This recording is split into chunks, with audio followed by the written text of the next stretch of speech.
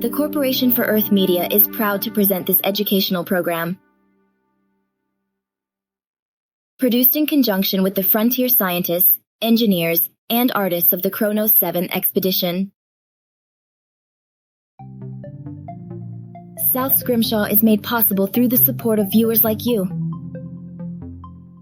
Thank you.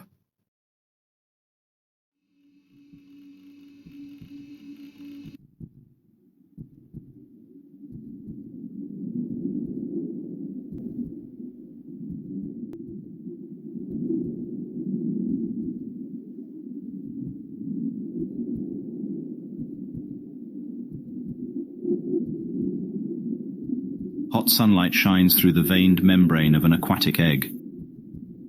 It was once carried in deeper, cooler waters of a more northern latitude.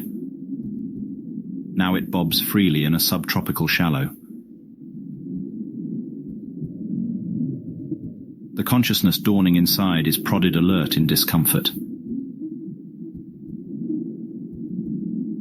It is a male whale calf, stirring with a newfound awareness of body. This pod has held him for 17 months, nurtured his development from a single fertilized cell. Now it can no longer support his life. The inflow of nutrients and oxygenated blood has ceased. A once comfortable cradle now pinches at his enlarged form. Pushed onto his own faculty, a suffocating urge to thrash wells up inside him. Yet he hesitates. A song booms from the world outside. The powerful low frequency vibrates through his whole body. With the certainty of deep imprinting, the calf knows who is calling. It is his mother. She is on the other side. He must join her. The shell containing him is now only a brittle husk, swollen with waste material and straining at the seams. Clumsy first movements form the start of the calf's motor awareness. The egg is evolved to rupture open along a central seam. A few thin cartilage bands are all that retain him. One more forceful effort and he will escape.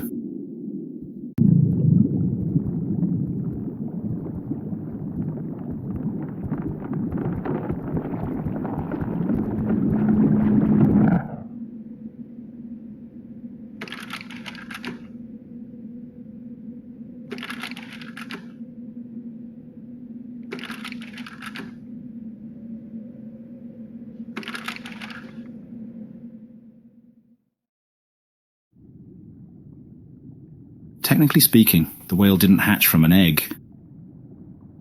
Egg is something of a misnomer. While there are known egg-laying mammals, none of them are whales.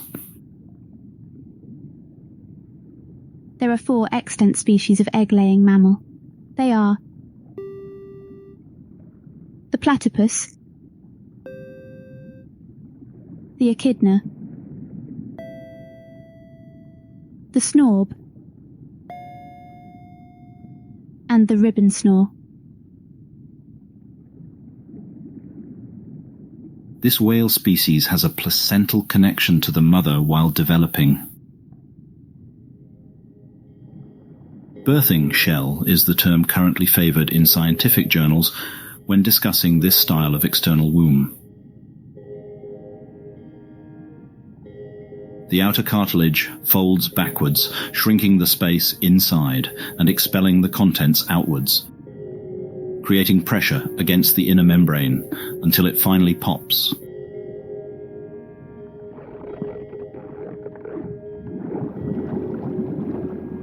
The calf spills out into the open ocean. The world is a rush of sensory stimulation. The newborn is momentarily stunned limp. He comes to amid a dizzying flurry of life. Plants and protists tangle and snag his every movement. Small scavengers eagerly devour the cloud of waste. Plants unfurl and retract in almost animalistic locomotion. Foliage clings to the calf from above. He swims deeper to escape. His mother's song reassures him once again, but she is still nowhere in sight.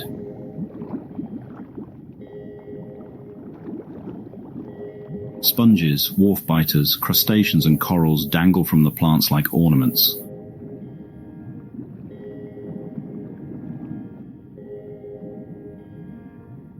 Plant is not a misnomer. These are true plants. As with so much else in biology, the origin of plants can be traced back to the water. Albeit those early ancestors were far less complex than what we see today. As will be explained later, marine environments impose steep challenges on plants. It was once upon land freed from the burdens of an aquatic life that plants could more readily diversify and form.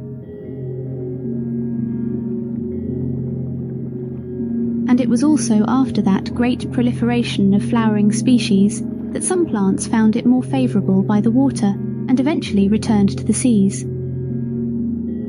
They are, in that sense, like whales.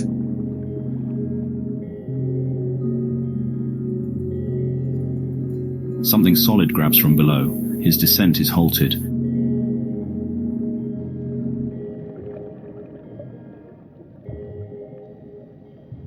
He's being lifted back towards the surface.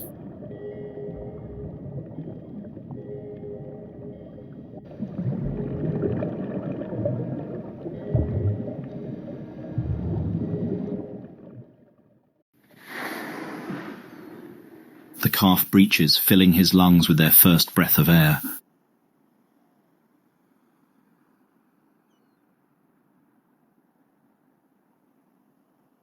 This is the breeding ground of his species. At the year's peak, this wide expanse fills with whales. But today our calf finds the surface empty.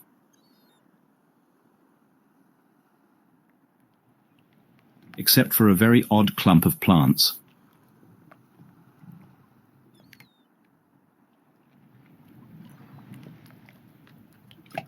The calf does not know what to make of it.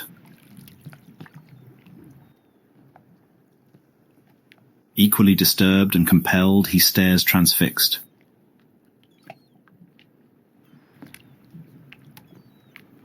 Plants continue to tickle his body just below the water.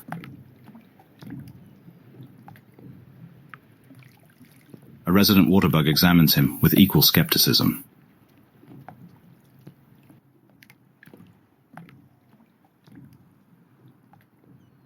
Sudden movement atop the leafy mass catches his eye.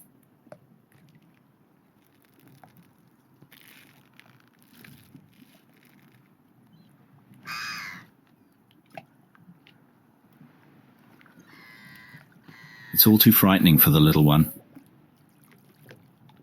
He retreats back under the surface.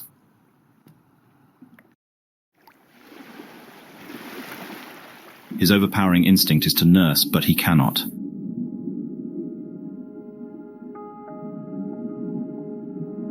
His exhaustion mounts and fear seizes him. He is lost. And as if sensing his weakness, tendrils begin to grasp at him. A vine lassos his fluke. There is no escape.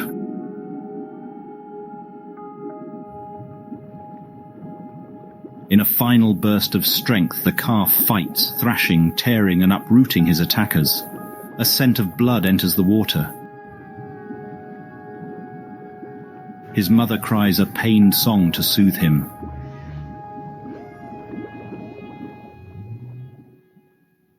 The calf is hit with the sudden realization. The strange plants are not taking him away from his mother.